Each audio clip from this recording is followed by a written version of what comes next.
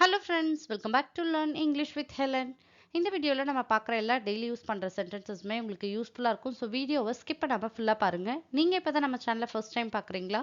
Please subscribe the channel and keep supporting me. Without delay, let's get started. Let's see the first one. எவ்வளவு முயற்சி செய்தாலும் என்னால முடியல. So எவ்வளோ try பண்ணாலும் என்னால முடியவே இல்லைன்றதை எப்படி சொல்லலாம்? No matter how hard I tried, I couldn't. No matter how hard I tried னா எவ்வளோதான் நான் ட்ரை பண்ணாலும் அர்த்தம். I couldn't னா என்னால் முடியலன்னு அர்த்தம். So no matter how hard I tried, I couldn't. Next one.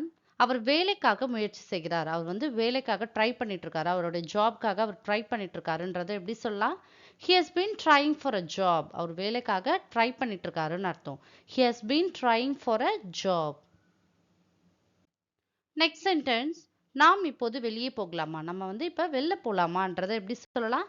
Shall we go out now? அப்படின்னா நம்ம இப்ப வெளில போலாமான்னு அர்த்தம். Shall we go out now? Next sentence. அவர் இந்த நேரத்தில் அலுவலகத்தில் இருக்கலாம். அவர் வந்து இந்த டைம்ல ஆஃபீஸ்ல இருக்கலான்றதை எப்படி சொல்லலாம்?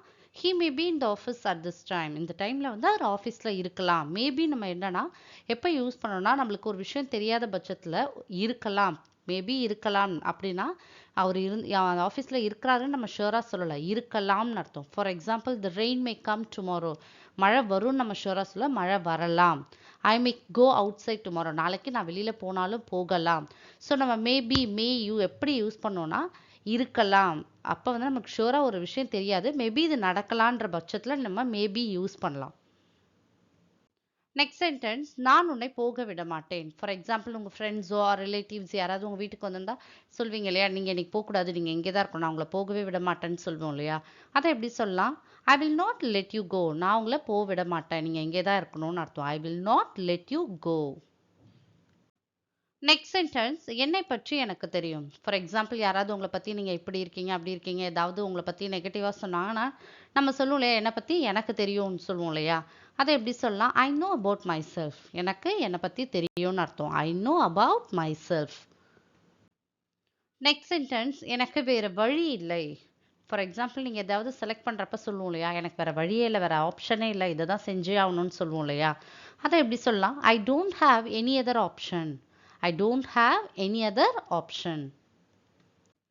Next sentence. உனக்கு வேலை கிடைத்ததா? உங்களுக்கு வேலை கிடைச்சிருச்சான்னு கேட்போம் இல்லையா? அதை எப்படி சொல்லலாம்?